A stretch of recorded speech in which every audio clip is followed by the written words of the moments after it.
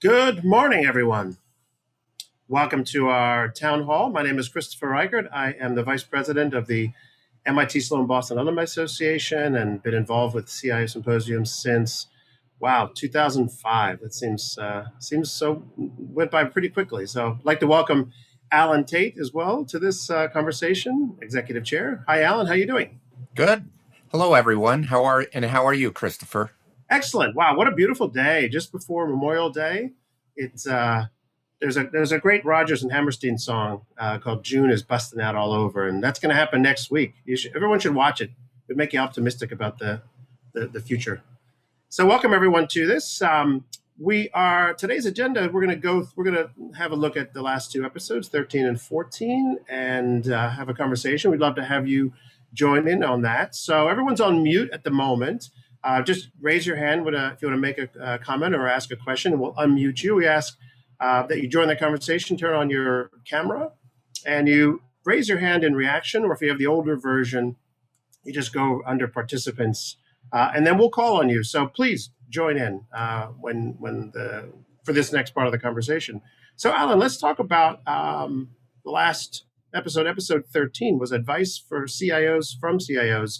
We had a really interesting report from Genpact and a conversation surrounding CIOs and the future of the role. Yeah, so, I thought they had sort of an interesting title to the report, Pilot, Co-Pilot, and Engineer. And it made me realize that I think we have a lot of pilots at the CIO Symposium. and because, the report highlighted that there was a lot of people who are in the co-pilot or engineer role, the majority of people being co-pilots. And but one of the stories that came out after that episode talked about how 68% of CIOs don't feel they're prepared for another major disruption. And I thought that was an interesting result. Yeah, I guess it is. I mean, one of the challenges, of course, is what sort of challenge are we going to face, right? Is it going to be like the pandemic? Is it going to be some other profile? And I guess it comes back to, they had an interesting matrix between the pilot, the co-pilot, and the engineer. And one of the messages that I got through the conversation was that the CIO really just needs to be inserting themselves, or allowed to, depending on the culture of the organization, into the not only the senior executives, but also getting buy-in in that culture, but also up to the board level as well. But there was also kind of an exhaustion, I think, at the whole kind of notion of evangelizing. And they look to the CFO and say, they never evangelize. Why is that? And I felt that there was an interesting comment about, for years we've had financial awareness and financial discipline kind of built into how you analyze the success or the progress of your organization. And that seems to be the CIO's role, is to kind of get to that same spot that tech is, part of the conversation from the get-go and always. Yeah, definitely the tech is becoming part of, well, actually, I guess I'm going back to the George's panel from last week, where Marina talked about the digital DNA and getting tech into the DNA of people. But also talking about episode 14, one of the things well, first of all, I really enjoyed the conversation with Doug. And I thought that he brought a really different and fresh perspective to end the symposium on from the public sector.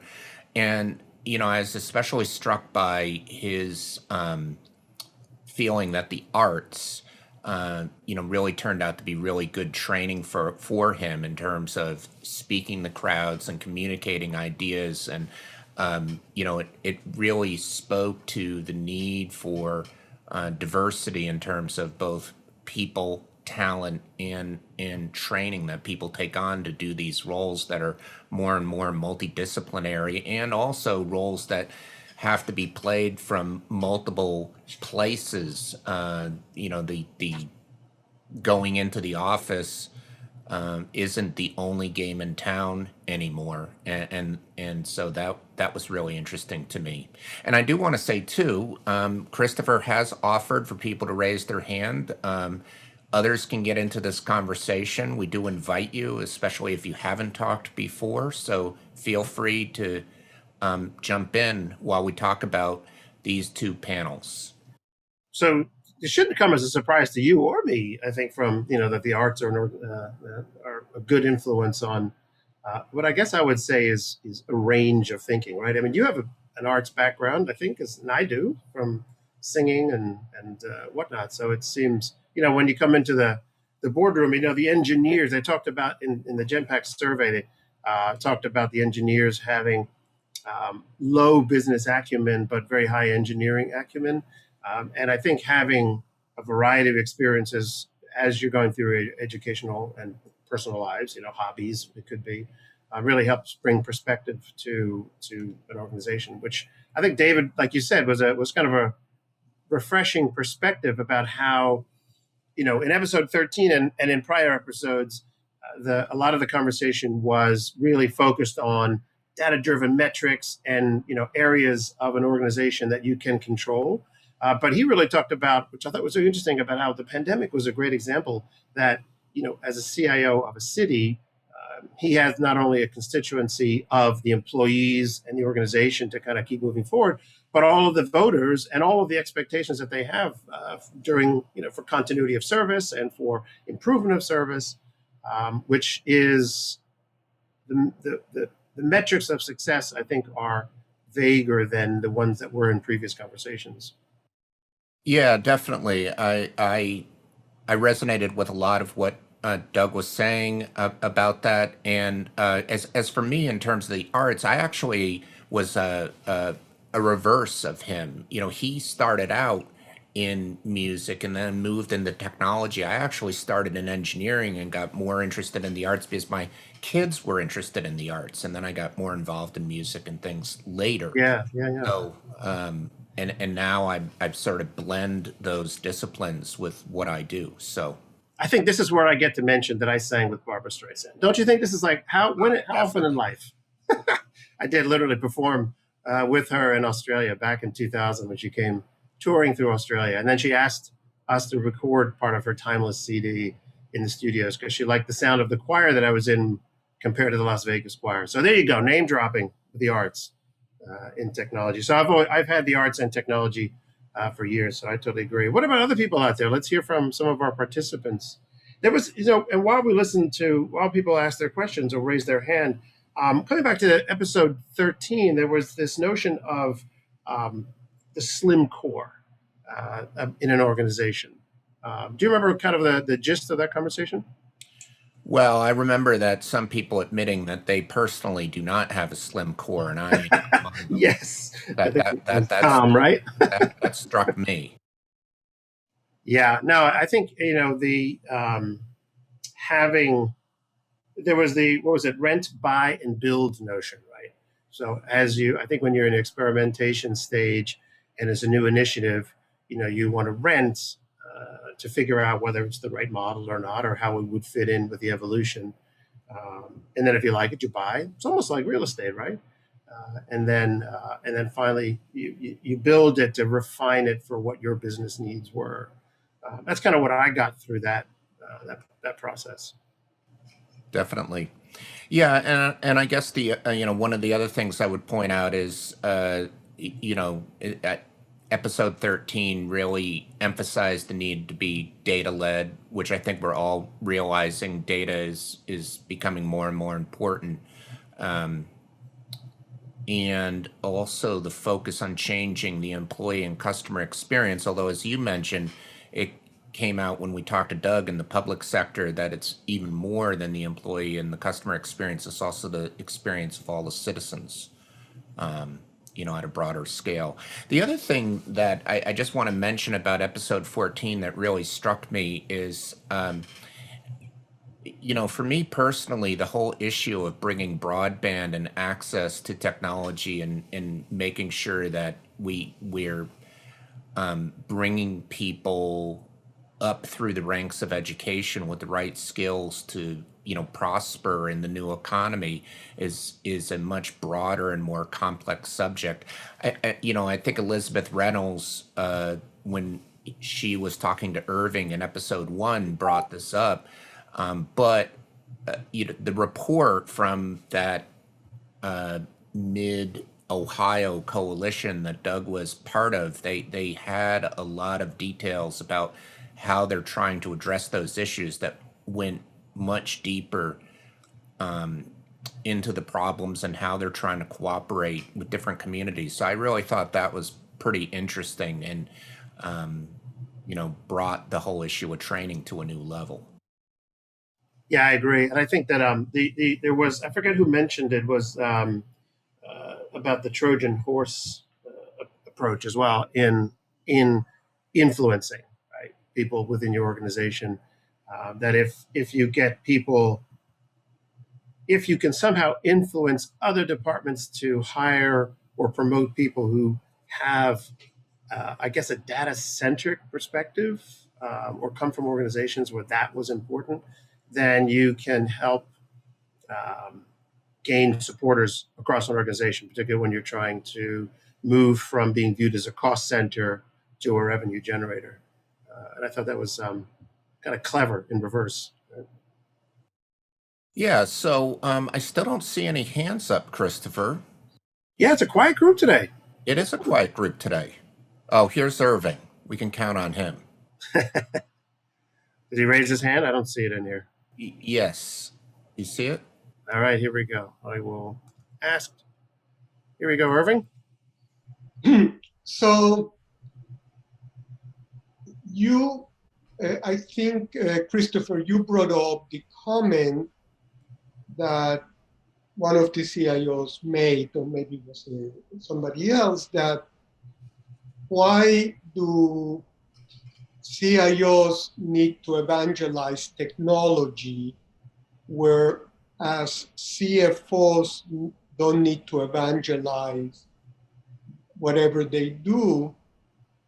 And I suspect the answer is actually pretty simple, that money has been around for a very long time, like a very long time. So you don't need to explain the importance of revenue, profit, cash, because it's been around.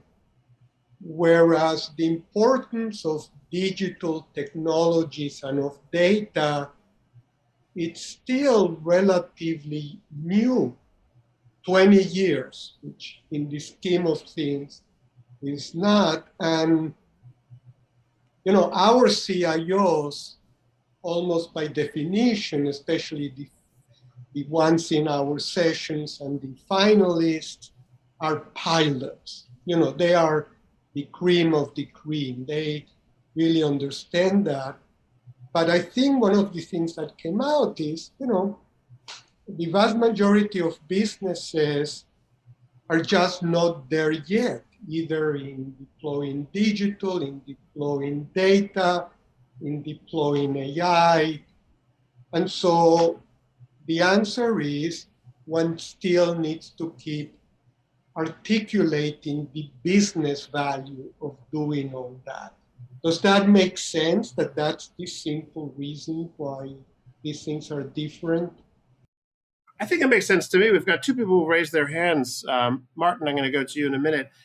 But my first response to you is, I think that in some ways, you're totally right. In many ways, you're right. The whole kind of notion of profit and loss and statements and all the kind of financial reports that businesses use to measure their success have been, and I say this as a non-CFO, have been unchanged, at least in terms of what they mean and how they're used. Whereas it seems like in the technology sector, it's changing from, getting, green screens to PCs to, networking to now cloud internet. So maybe, that is just, part of the deal. So Martin, let's get you involved in here. Thanks, Chris. I think, Irving's spot on.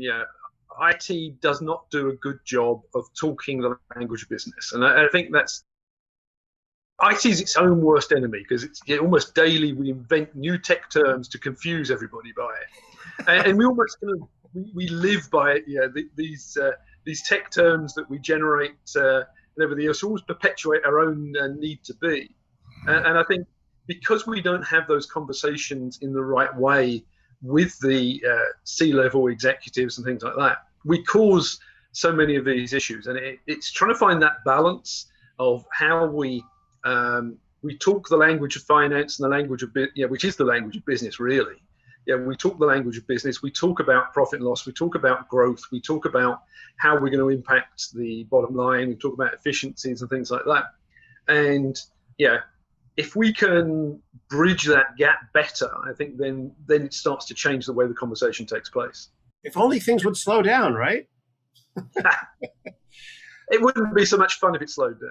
Well, Doug McCullough, you've touched on something that Doug McCullough raised in episode 14. I'm pretty sure he said it was that, CIOs do a really good job of not CIOs, but technologists in a business do a good job of complicating things that should be simpler. And, maybe that's part of the to your point and Irving's point to really just keep it simple and try to be consistent, I guess, in that. Thanks very much, Martin. And let's see, Grayson, I'm going to bring you off into the conversation.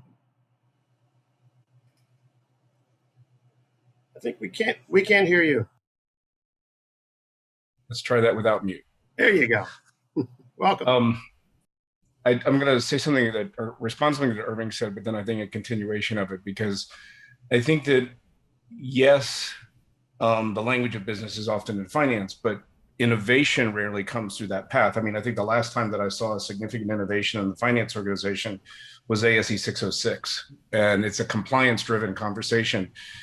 And yes, we do tend to have our own taxonomy, and the way that we speak. And if you look at an adjacent industry like medical, they create their own language specifically to make it efficient to speak amongst themselves.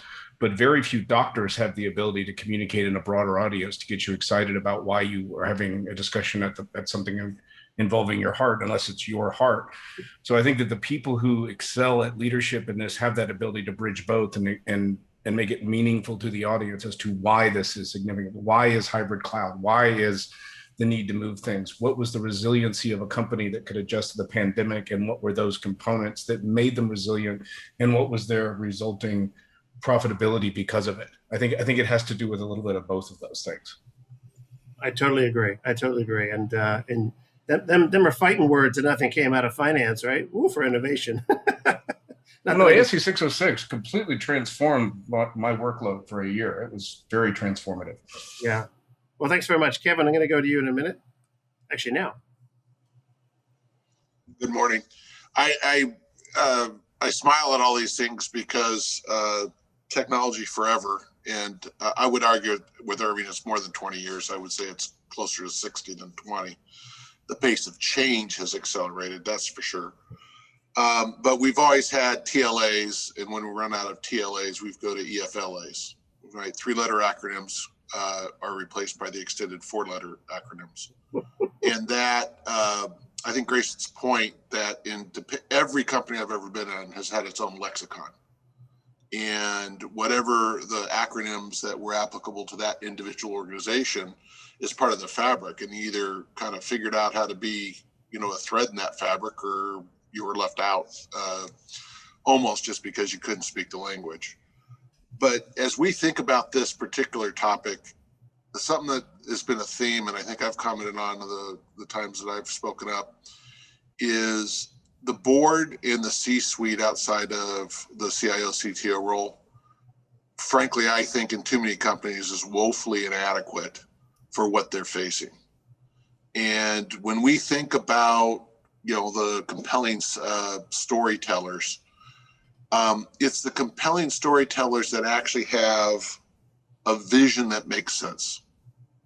Because anybody can spin a yarn, but what are they talking about, and can they relate to what's going on?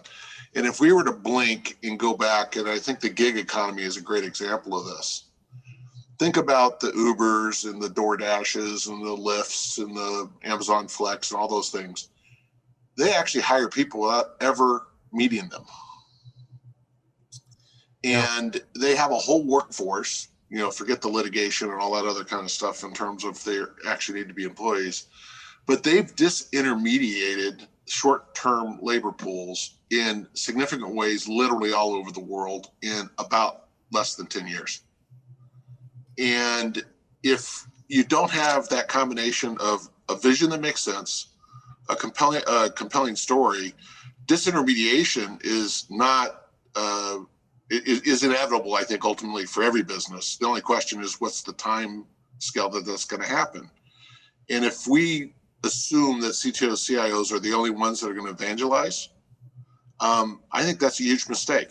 And I think at the end of the day, the message needs to be the boards need to have more technical competency, and data literacy, I think, is the good term for all the executives, because at the end of the day, that's the fuel that's driving what we're talking about.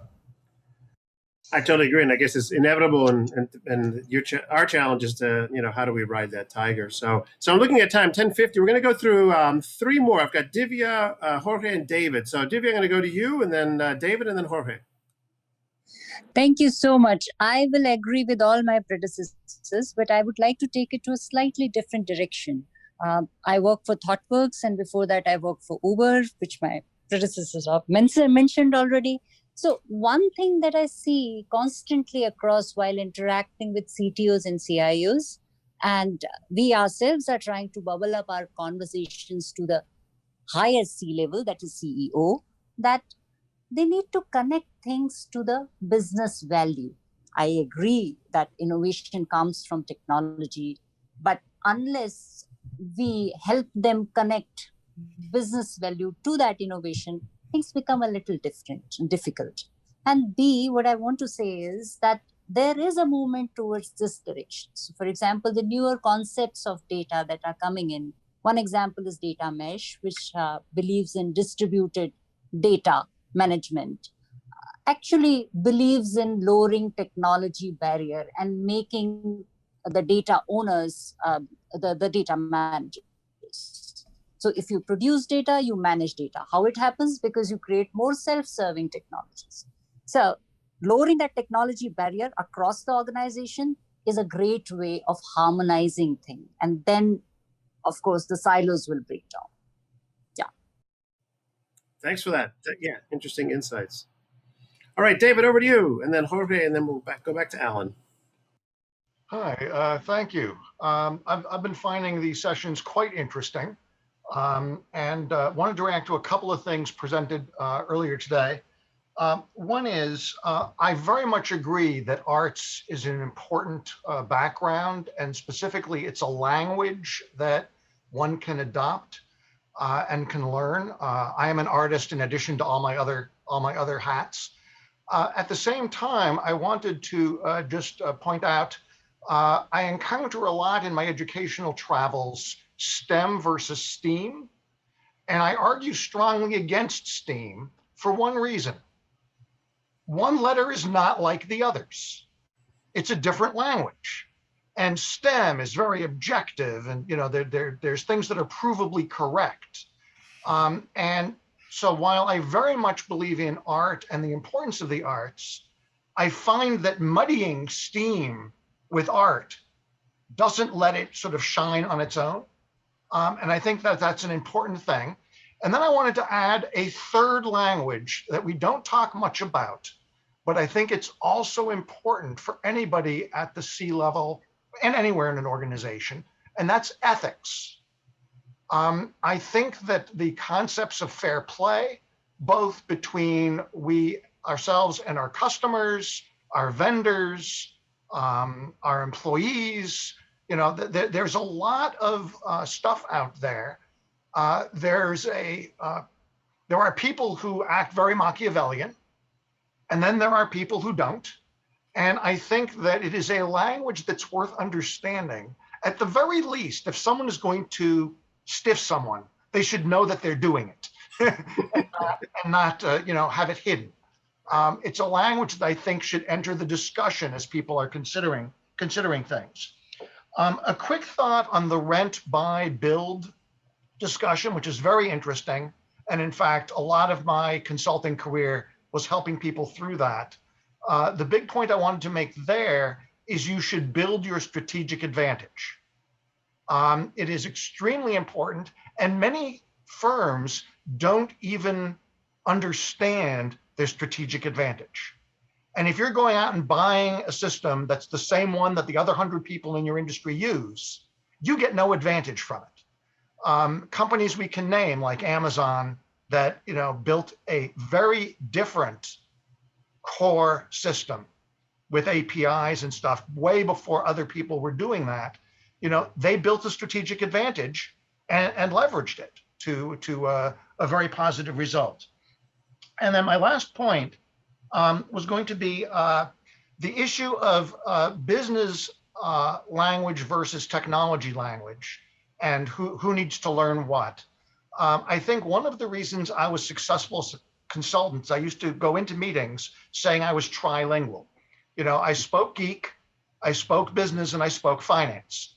And someone who can play translator between all the parties was very effective. I think that that's very important. But one of the things I encountered, regardless of the language, which I think everyone in IT needs to pay attention to, if the business does not buy in and participate, the project will fail. And so many times I was brought in by a client who basically said, automate me. I know I need this, do it, leave me alone. And that is a good opportunity to basically say, if you're going to want me to leave you alone, I'm not doing the project, even if that's hard. But it is very important that even if you have IT people who are willing to speak the business, go the extra mile to understand, if the business doesn't take up their side of the rope, it just means they're working at a tremendous disadvantage. Yeah, you're left. You could be left out to hang in the wind if people don't adopt it. Absolutely, I totally agree. I used to joke that I was trilingual: English, Spanish, and Australian. So I hate to. There's some great points. Thanks for that. And I was thinking about Amazon. By the way, you're talking about the rent by build notion.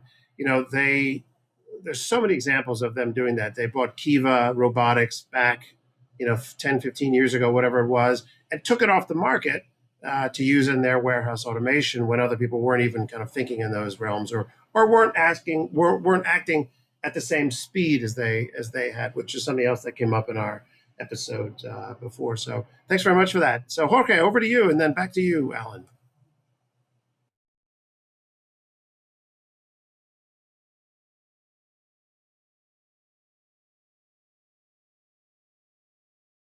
Hey, Jorge, we've got a bit of a crackly connection there.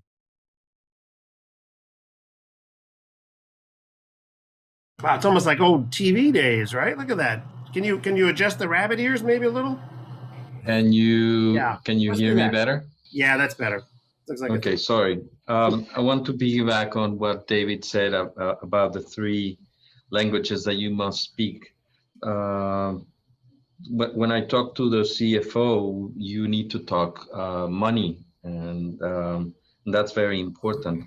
But one thing that I have learned from all of these sessions is that it struck me, and it's a golden nugget that I'm taking away, is that the definition of technology that the business people have could be completely different from what the definition of technology that you have as a CIO or CDO or CTO.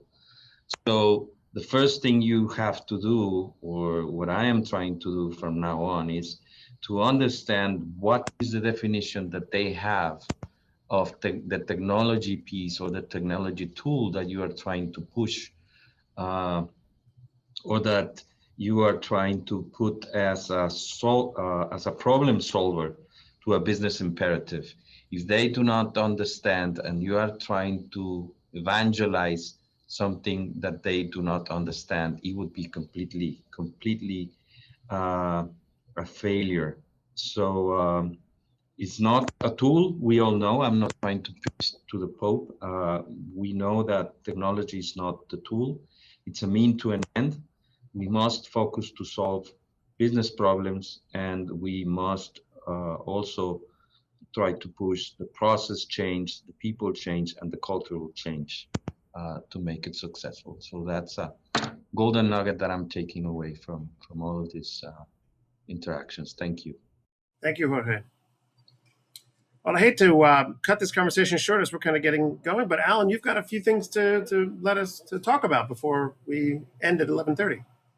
Yeah, so we're going to pivot now to talking about tentative plans for 2022, and then we'll open it up for people to comment on 2022 as well as give their feedback for 2021 for this town hall. So I'm going to share my screen.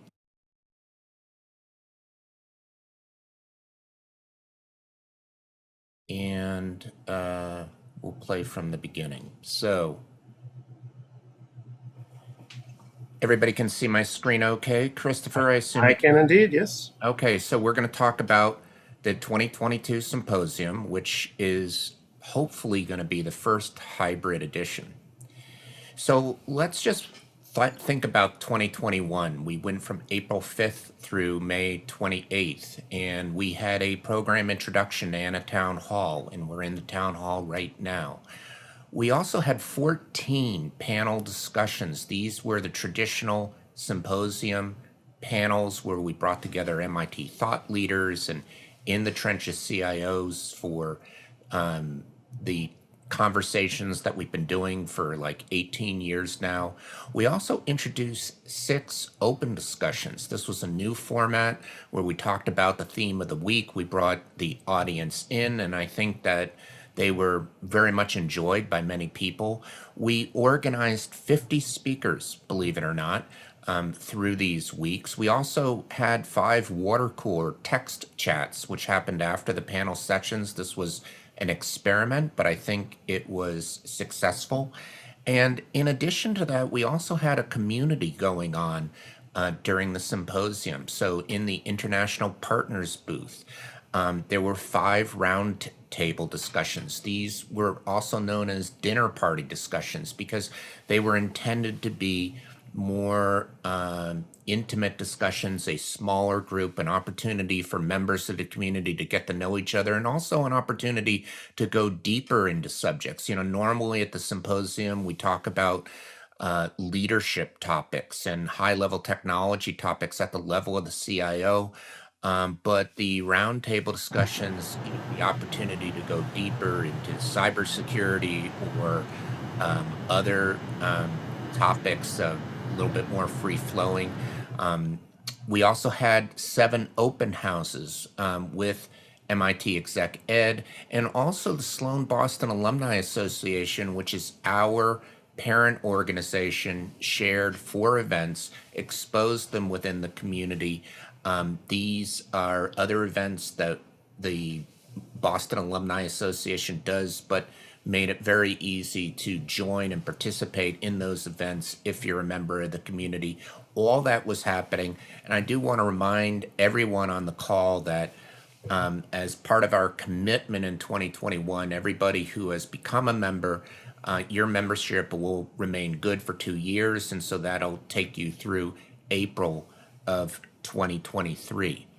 So in 2022, we want to combine the best of the 3 formats, the 3 formats being the traditional in-person symposium, the digital edition that we just had, and also the digital learning series, which we did in 2020. And you'll recall that the digital learning series was born from the fact that the 2020 symposium was canceled, and we pivoted to provide some content to our audience. That became the digital learning series. And each of these different formats had pros and cons. And what was interesting about it for me is that when we started back in 2020, the in-person was really the pinnacle of what we wanted, and we were doing these other things as a substitute.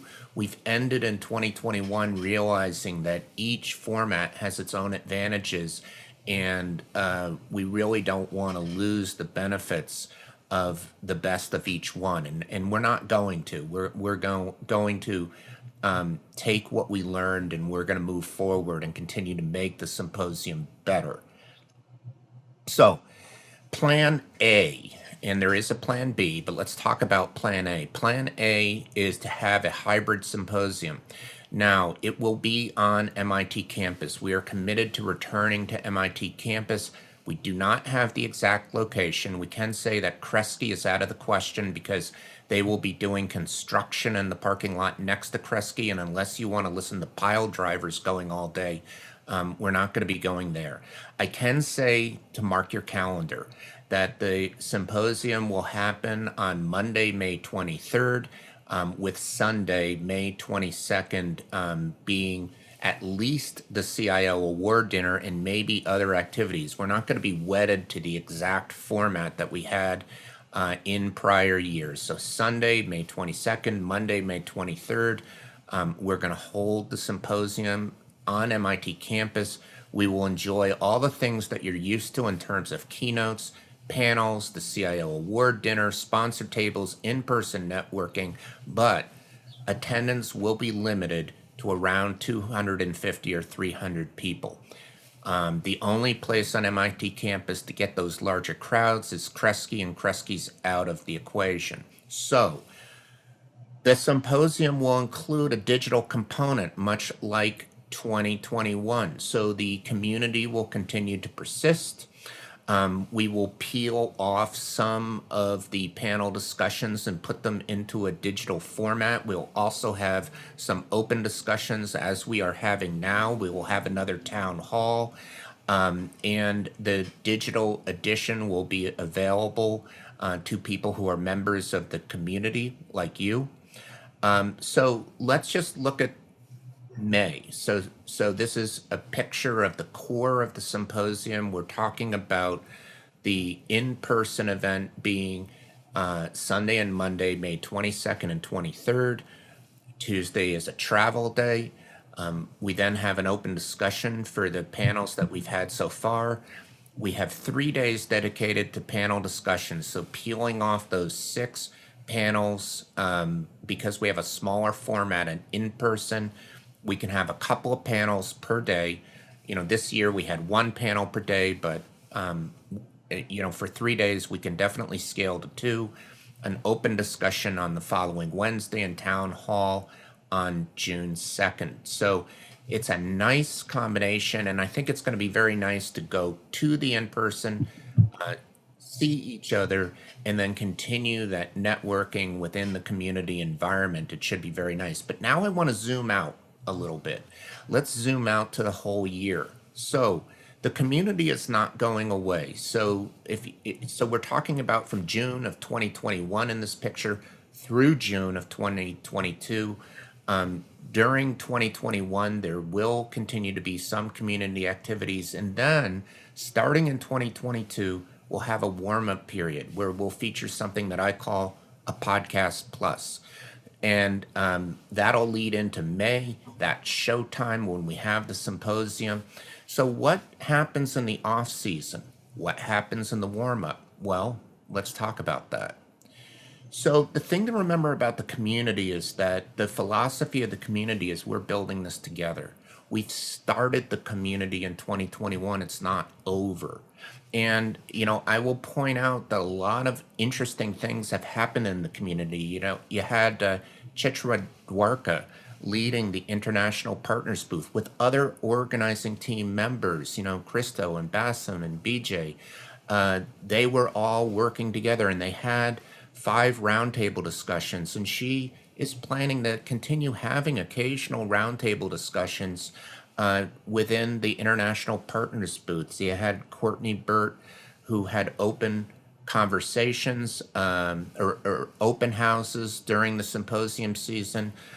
She may come up with a creative idea for the fall. She's still thinking about it. Tina has exposed Sloan Boston Alumni Association events within her booth.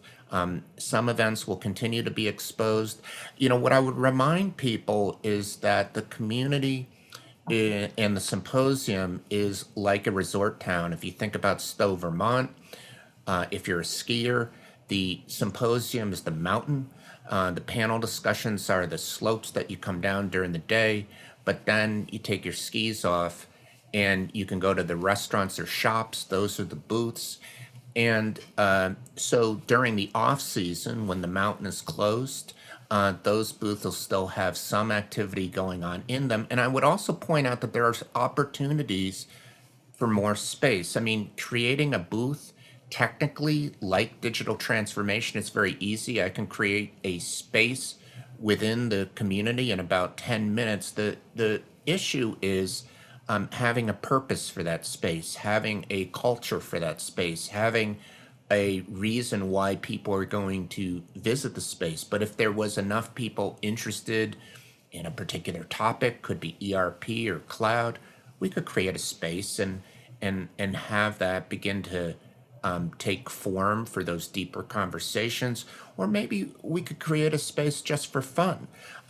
You know, we're open to ideas, and that can happen during the off season as we nurture the community. But now let me talk about the warm-up period. So we are planning on introducing something called Podcast Plus. And what I mean by this is, you know, a podcast is typically a recorded event. It's put out that people enjoy their podcasts typically on a cell phone. They're wearing their earbuds. They're off running, and we'll produce podcasts during this warm-up period. But for people within the community, they will have the opportunity of attending the podcast live. So we'll do the podcast, we'll do the recording, and then we will open it up for questions just the way are doing now. The community will get to participate in that.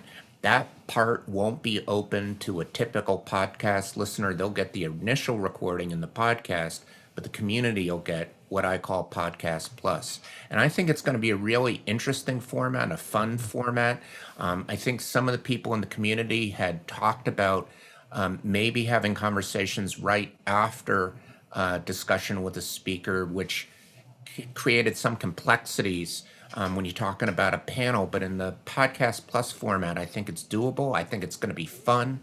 And I'm really looking forward to doing this new format. So what's plan B? Okay, the fact of the matter is that we need to plan for the worst case scenario. You know, right now, MIT campus is not open.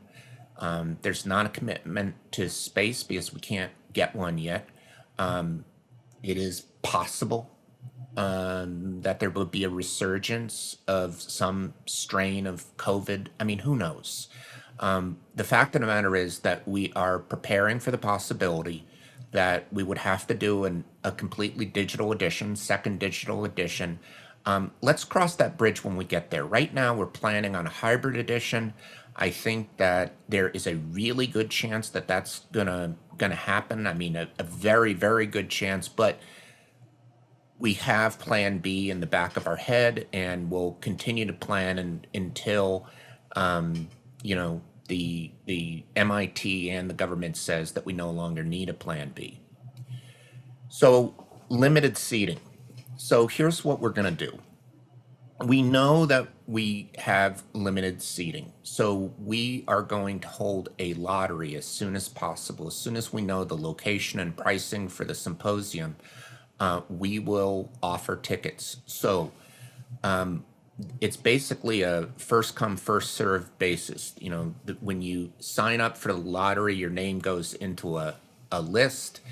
And the way you would sign up, the first way you sign up is to complete the 2021 survey, which I really do want to encourage everyone to fill out because I need the feedback. I really do work on improving the symposium with numbers. I mean, I like to get individual opinions, but I also like to get quantitative data. Even if you've only attended one session, fill out the survey. You can sign up to be part of the lottery. And if you sign up to be part of the lottery, then as soon as we have the information, we will offer you a ticket. You can choose to buy it or not. There's no obligation. If you choose to buy it, then you'll reserve your seat. We're limiting the lottery to the first 100 tickets. And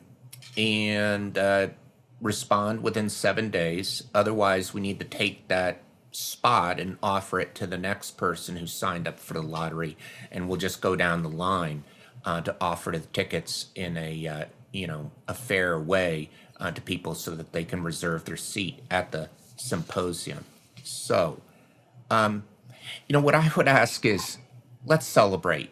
2021, we didn't let COVID beat us. We kept the symposium going after it was canceled in 2020. We pivoted to digital.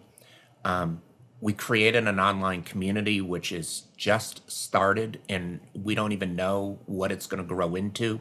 And I think it's going to grow into something really good.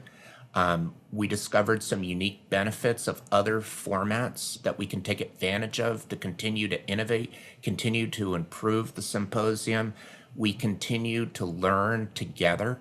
And I think we're all exiting 2021 with new ideas to bring back to our own enterprises. And we proved that networking can be done virtually. And make no mistake, there were people who said in the beginning that, well, if it's not going to be in person, I can't network, then I don't want to attend. Well, I know for a fact that a number of people have made strong relationships in the digital format, and it was successful. And finally, I just want to say, I think we had fun, or at least I had fun, and I hope you did too. And that's great. Thanks for that presentation. That's a great overview. I'd love to open it up to conversations as well for people who want to, give some thoughts on it in the past year. And look, let's face it, for me, when I used to go skiing, I love your analogy there. It was the après ski that I looked forward to more than the skiing itself. So maybe that says more about me. But Kevin, what's on your mind? Okay.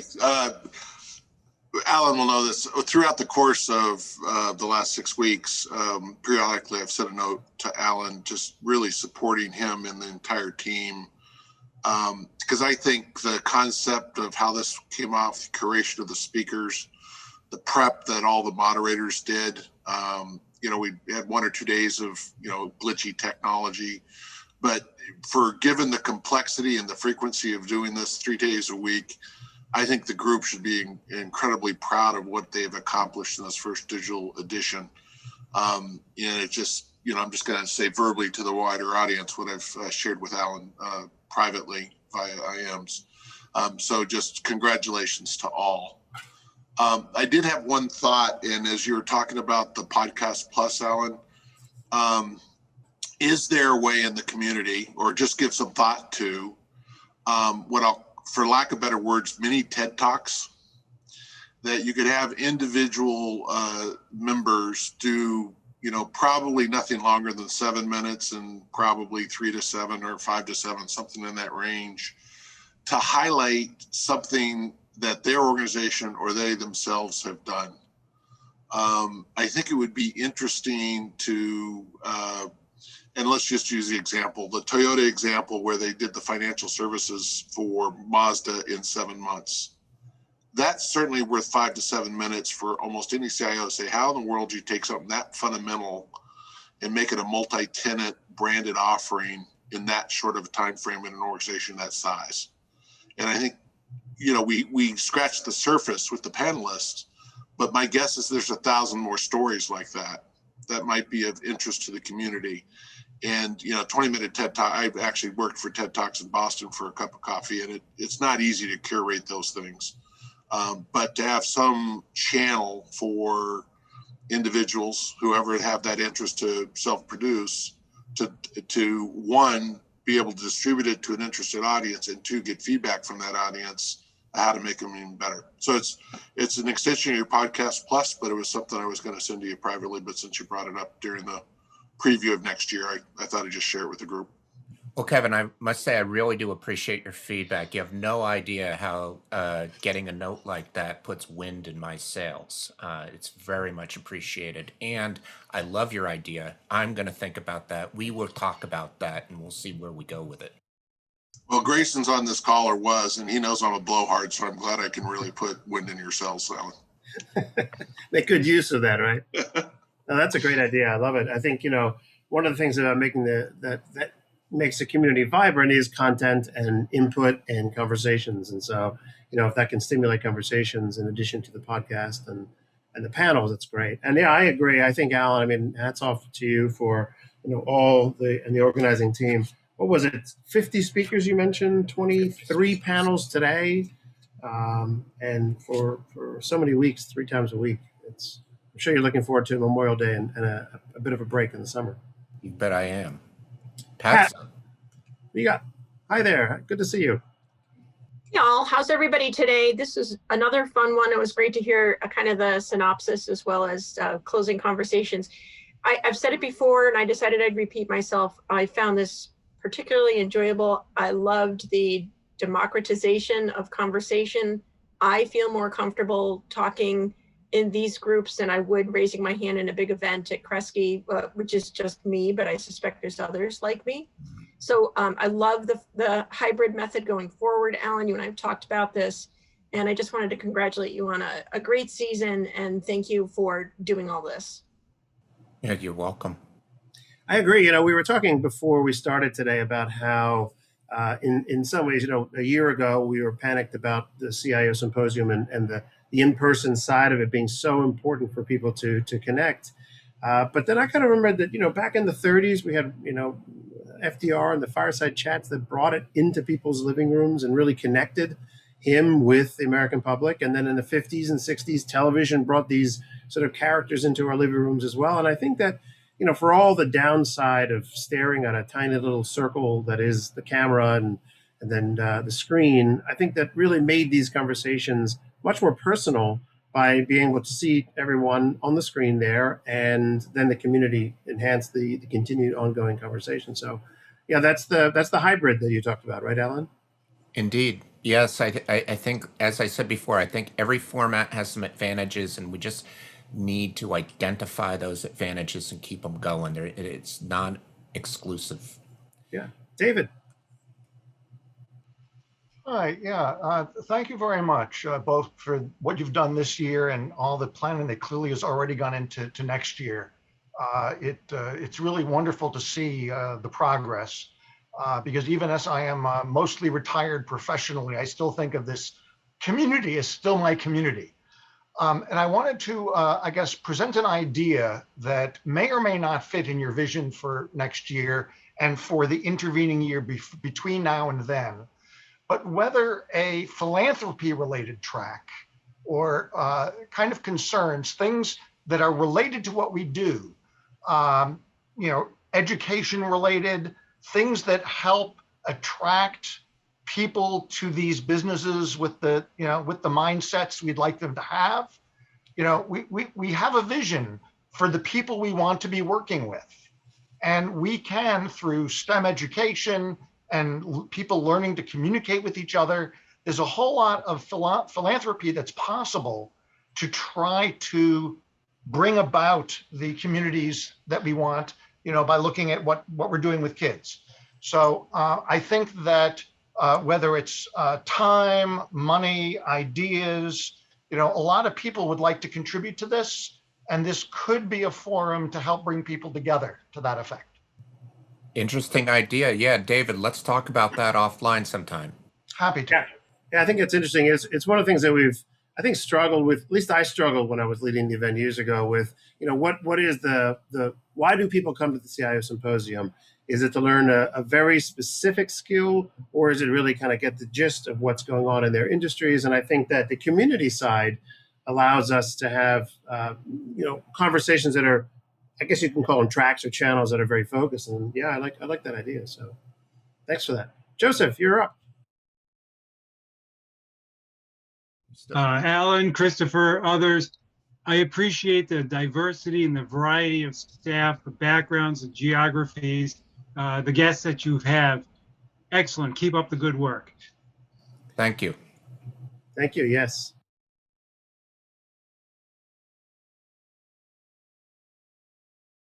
Well, so I guess we're at 11:25. Allan, do you have any sort of closing comments you want to throw out to the community before we thank you for a fantastic 2021 season and a bit of a rest for 2022?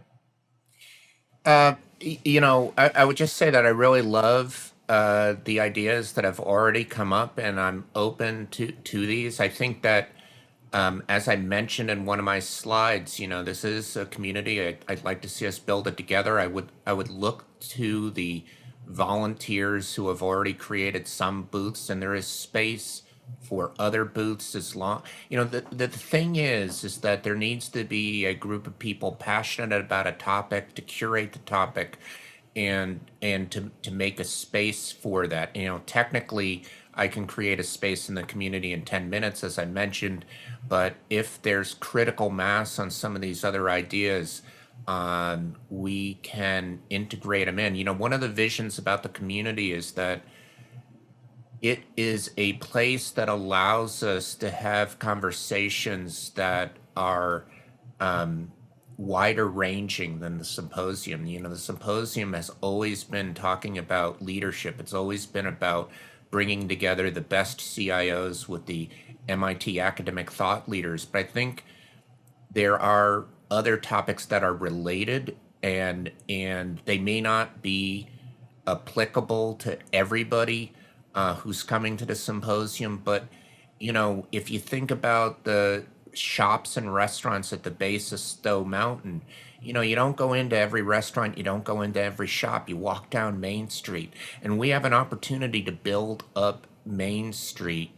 And so keep the ideas coming, and especially, and I would also say too that the partner team has come up with some really innovative ideas for allowing partners to, have space of their own. This year, a lot of partners talked within the international partner booth, but part of that was that their vision was that the international partner booth was a very easy on-ramp for people. It's very easy to get, say, a Carly Chase from Martin Trust to come in and have a roundtable discussion. That was an easy way to get started, but we can definitely do more. And Christopher, I don't want to take up all the airtime because I see another hand up. Pat, you're back on. Real quick, when you started talking about, 3 times you talked about shopping on Main Street, and I miss shopping a lot.